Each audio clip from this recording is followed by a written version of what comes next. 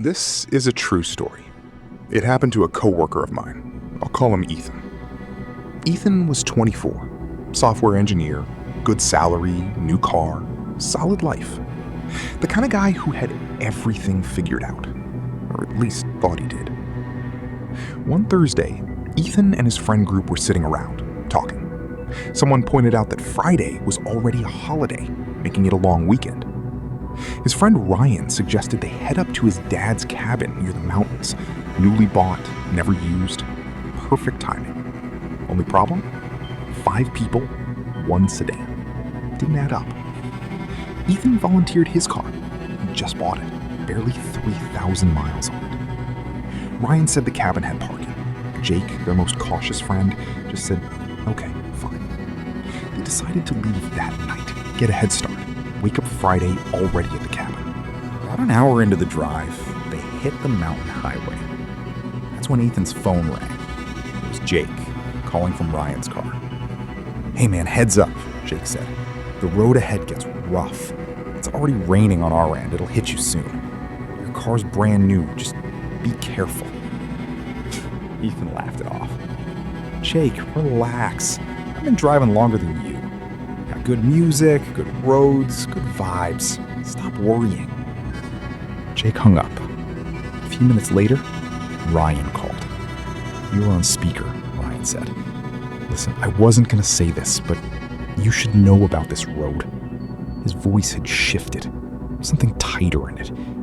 Accidents happen on this stretch. Not fender benders. Fatal ones. People say it's the location.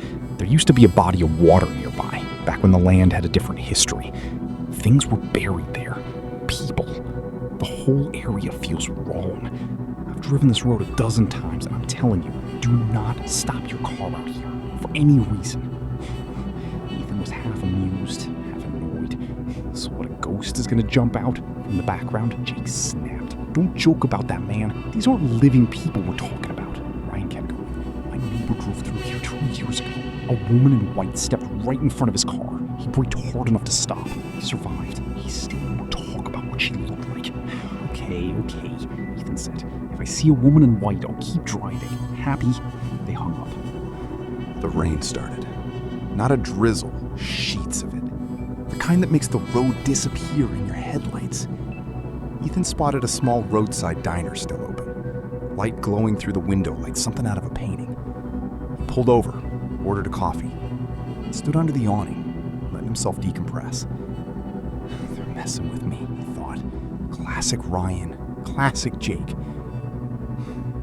His phone buzzed. Jake again. You need to hear this, Jake said, and his voice was different now, shaking. We pulled over for 2 minutes, literally 2 minutes, and a woman just appeared next to the car. White dress. She was crying, screaming that she was dead. She wanted to come back. She was hitting the window, man. We tried to start the car and it wouldn't turn over. The call cut out. Ethan turned around. The coffee shop owner was holding out his cup. No thanks, Ethan said, pulling out a 10. Keep the change. He walked back to his car, sat in the driver's seat, and locked the doors. He couldn't drive. The rain was too heavy. He couldn't reach anyone. Signal was gone. He sat there in the dark, windows foggy, telling himself it was all a joke. It's Ryan. It's Jake. They've been planning this the whole time. Then, something hit his window, hard. He didn't look. He didn't think. He just accelerated, fishtailing out of the gravel lot, back onto the highway, hands tight, heart louder than the engine. He had no idea where he was going. Left turns, right turns.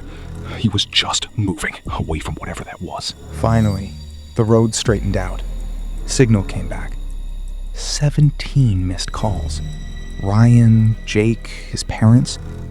He called Jake. Dude, where have you been? Jake's voice was back to normal. Relaxed. Maybe too relaxed. Someone hit my window? Yeah, that was us, Jake said. And then he laughed. Ethan, none of that was real. The woman, the story, Ryan made all of it up. We've been doing this to each other for years. We sent a friend to the diner, had her knock on your window, the whole thing. Get to the cabin, man. We've got drinks waiting. Relief hit him like cold water. You're the worst, he said. I'm on my way. He was almost there. The road had quieted down. Just trees on both sides and the hiss of wet pavement. The storm had mostly passed. And then, for a moment, his brain went somewhere it shouldn't have. But what if it wasn't all fake? What if Ryan made up the story?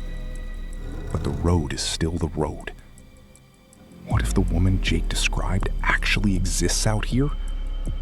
And they just happened to see her by accident? And everyone's laughing it off because that's easier than admitting it. What if she's been following the car this whole time? An animal ran into the road. Ethan jerked the wheel right. The car hit a tree. The airbag caught him. His head was bleeding. Not badly, but enough. He was conscious, coherent. He could get to a hospital if he could just get the car started. The car wouldn't start. He stepped out into the rain, waved down passing headlights. One car slowed, then sped up. Another passed without stopping. Then he heard a voice behind him. "Do you need help?" He turned around. White dress, woman, kneeling toward him as he fell. His last thought before the darkness was that she was reaching for him. He couldn't tell if it was to help or take. He woke up in a hospital bed. The doctor came in, checked his chart, looked up. "Your emergency contact, Ryan, is in the waiting room. Should I send him in?" Ryan came in, asked what happened. Ethan told him everything. The fear, the crash, the woman in white who was there when he blacked out. "She probably saved my life," Ethan said. "She must have called someone. She was right there." The doctor, still in the room, shook his head slowly. "Mr. Ethan, there was no woman. An empty ambulance from our hospital happened to be returning along that route. The driver found you unconscious by your vehicle, alone. No one else was there." Ethan's fine now, physically, but he still can't answer the question that's been sitting with him ever since. Was she real? And if she was she the reason he made it out? Or the reason he crashed in the first place? Here's the thing this story leaves you with. The fear got to him before anything supernatural did. Ryan's words, Jake's stories, they built something in Ethan's mind, brick by brick, until a stranger in a light-colored jacket became something that stopped his heart. Whatever was on that road that night, real or not, the most dangerous thing Ethan carried was already inside him. Guys, imagine living in an apartment where you are desperately begging for help, but everyone who sees you is terrified, thinking you are the evil spirit. This isn't just a campfire tale, it's a chilling reality. It all starts with a game, the Ouija board. There are strict rules to playing it, and if you break them, entities from the other side might invite you to a game of their own. The concept of this story originally stems from a terrifying incident where a couple moved into a seemingly perfect apartment. But one careless mistake led to a room being permanently sealed off to this day. Our story begins with Jake and Megan, who had been dating since 2018. Shortly after they got together, Jake landed an incredible tech job overseas in London, forcing them into a tough long-distance relationship. Megan struggled with his absence, leading to a lot of arguments between them. However, 2 years later, when the global lockdowns were announced, Jake had no choice but to move back to the United States. While Jake was upset about leaving his job, Megan was thrilled to finally have the chance to fix their relationship. When Jake landed at the airport, Megan was there to pick him up. She told him she had a massive surprise planned for him. Jake had been exhausted and down, But the mention of a surprise sparked his excitement. After spending the day settling in and visiting his family, Megan texted him in the evening, telling him to get dressed and come downstairs. She drove him to a historic upscale apartment building in downtown Boston. When Megan opened the door to the unit, Jake was greeted by all his closest friends, who had gathered to throw him a welcome back party. He was overwhelmed with joy, hugging everyone. As the night went on, the drinks were flowing. Jake had even brought some premium, imported liquor from his travels. Everyone was pretty buzzed when Jake's buddy Ryan suggested they play a game. But this wasn't an ordinary party game. Ryan pulled out an old Ouija board. Megan asked where he found it, and Ryan casually mentioned it was just sitting in one of the apartment's vintage closets. Megan felt uneasy, revealing that the apartment was actually a long-term rental she had just signed a lease for. She had planned to take a job nearby and settle down in this very apartment so they wouldn't have to keep staying in hotels to see each other.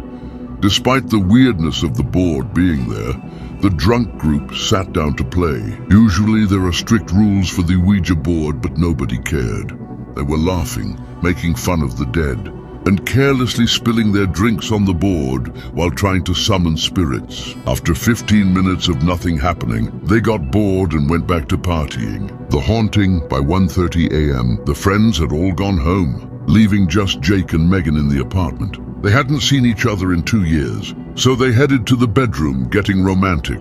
But before anything could happen, Megan suddenly felt something or someone yank her foot. She ignored it at first, but when it happened again, she panicked. Jake asked her what was wrong, and she whispered that it felt like someone was scratching her feet with long nails and pulling them. Jake brushed it off, suggesting they just go to sleep and she'd feel better in the morning. Around 3 a.m., Megan's eyes shot open. She looked over and Jake wasn't in bed. She heard strange whispering coming from the living room, like someone having a conversation in the dark. When she peeked into the hallway, she saw Jake sitting on the floor, staring at the couch, talking to someone. Megan looked closer and her blood ran cold. Sitting on the couch was a horrifying woman with disheveled hair, overgrown nails, glowing red eyes, and legs that were twisted completely backward. Megan let out a blood-curdling scream and sprinted back to the bedroom. Jake ran in right behind her, asking why she was screaming. When she asked about the woman he was talking to, Jake looked confused. He remembered absolutely nothing and had no idea how he even ended up in the living room. Freaked out, Jake decided they needed to leave immediately. As they reached the front door, Megan suddenly felt a grip on her leg again. In the pitch-black apartment, she looked down and saw a physical hand wrapped around her ankle. In a split second, right in front of Jake's eyes, a dark, unseen entity dragged Megan violently across the floor and into the dark bedroom. Jake rushed to the door, but it slammed shut and locked from the inside. It was dead silent. Not even a scream came from Megan, panicking and exhausted from slamming against the door. Jake ran toward the front entrance to get help, turning on every light on his way. Suddenly, the bedroom door clicked open behind him. Jake turned around and saw Megan standing in the dark. But something was horribly wrong. Her hair and clothes were a mess, and her neck was tilted at a grotesque, unnatural angle. He told her he was just going to get help and that they needed to leave, but she didn't move a muscle. Jake slowly walked up and hugged her, but as he looked over her shoulder into the bedroom, he saw the real Megan lying completely unconscious on the floor. Jake instantly backed away in terror, realizing the thing he was hugging was the demonic woman from the couch.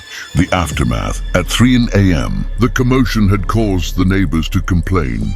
They pounded on the apartment door, but no one answered. By morning, rumors had spread throughout the building that something terrible had happened to the tenants inside. Finally, the landlord and some neighbors forced the door open. When they broke into the bedroom, they found Jake and Megan sitting on the floor, their eyes wide open, just staring blankly at each other. Between them sat the Ouija board. They were eventually brought back to their senses, but neither Jake nor Megan has any memory of what happened after that terrifying moment in the dark.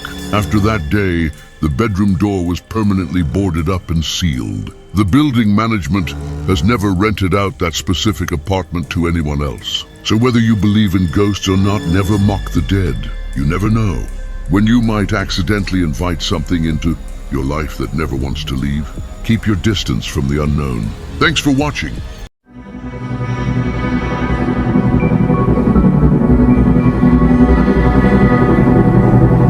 In Boston, Massachusetts, there is a very popular women's college called St. Mary's College, which consists of two buildings, an old one that is now in ruins and closed off, and a new modern building where students currently attend classes. This story is about that old building, which locals and students believe is haunted. Students often say that at 2 a.m., the spirit of a woman wanders the halls, and sometimes her voice loudly echoes throughout the entire campus. A 20-year-old college guy named Ryan had a female friend, Emily, who studied at St. Mary's. When Emily told Ryan this urban legend, he totally made fun of her. Seeing him mock the story, Emily challenged him to sneak into the college at night. Ryan didn't believe in ghosts at all, so he immediately accepted the dare. He hit up his best friend, Vince, and they made a plan to explore the old building. At 1:30 a.m. in the morning, the boys grabbed their flashlights, snuck in through the college's back entrance, and slowly made their way toward the abandoned building. The structure was in terrible condition. Vince was terrified just looking at it in the dark. Dead vines were growing all over the brick walls. Thick cobwebs were everywhere, and the screeching sound of the rusted, heavy doors opening was enough to make their stomachs drop. Surrounded by old trees, the building had an eerie, dead silence. It was so quiet they could hear their own heartbeats. As they slowly walked through the old corridors, checking out the abandoned lecture halls and classrooms, they suddenly heard a woman's voice coming from one of the rooms. It sounded exactly like a teacher reciting multiplication tables. Do x1 over 2, 2x2 are 4, 2x3 are 6, look chart around. Vince was absolutely terrified, but Ryan brushed it off, thinking some frat guys were playing a prank on them. When Ryan pulled Vince toward the classroom, the voices suddenly stopped. But as soon as they reached the door, they felt a strange, freezing chill in the air, as if they were standing outside a meat freezer. Ryan gathered his courage and stepped inside, with a nervous Vince following right behind him. The classroom was completely empty, filled with nothing but broken chairs, smashed wooden desks, and a large old chalkboard on the wall. Ryan turned to Vince and told him there was nothing there, and the ghost story was just a stupid rumor. But suddenly the woman's voice echoed in the room again, this time much louder and fiercely angry. 2x1 nagger 2, 2x2 heaven 4, 2x3 are 6.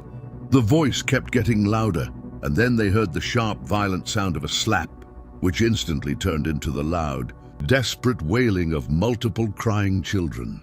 Ryan frantically shined his flashlight toward the noise, but there was absolutely nothing in the beam of light.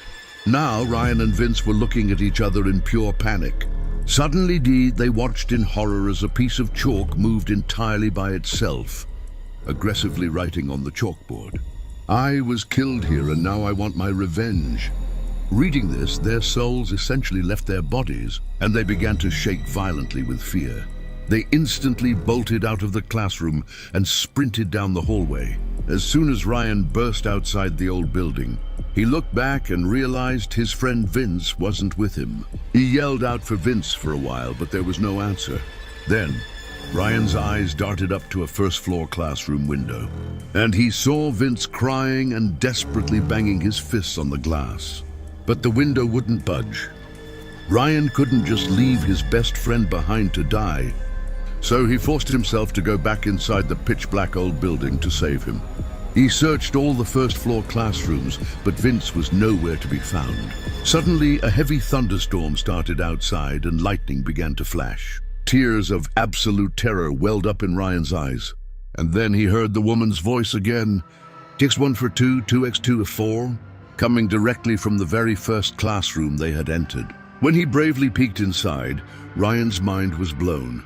Vince was sitting on the dirty floor, crying his eyes out, staring blindly at a woman, and repeating the math tables out loud like a zombie. There's an DT, to stun. The woman was wearing a dusty, torn, vintage black Victorian dress. Her hair was a wildly messy nest, and she was holding a heavy wooden ruler, using it to terrorize Vince. But when Ryan looked closely at the woman's face, he got intense goosebumps. Her skin looked like it was completely rotting off the bone. Her face was heavily swollen, and her eyes were pure dead white. Ryan terrifyingly screamed Vince's name, but Vince didn't react at all. Then the dead woman noticed Ryan. She slowly snapped her neck toward him, and with her horrifying, rotting face, she began to smile like an absolute psychopath. She stood up from her chair and slowly started dragging herself toward Ryan, panicking. Ryan sprinted for the stairs, but his foot slipped in the dark, and he violently tumbled down the steps, knocking himself completely unconscious. A few hours later, Ryan opened his eyes and found himself on the couch in Vince's apartment. Vince explained a massive twist. When he ran out of the old building, Ryan wasn't with him, and Vince actually saw Ryan screaming in pain at the first floor window.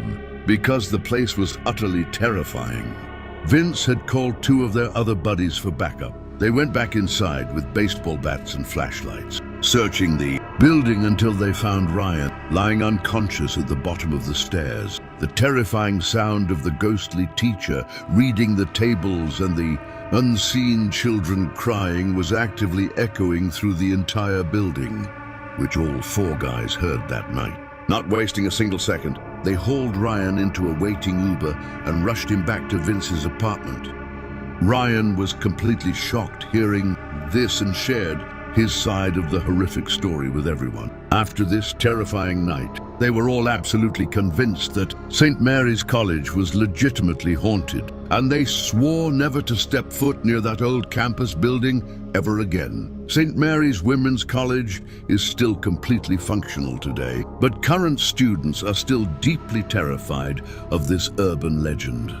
It is said that the murdered teacher's spirit still relentlessly roams the halls, desperately seeking her bloody revenge. Nobody dares to walk past that specific classroom at midnight, fearing they might be dragged in and become her next victim. So guys, how did you like today's story? Let us know in the comments. We'll be back next episode with another heart-stopping horror story. Until then, like, share, and subscribe.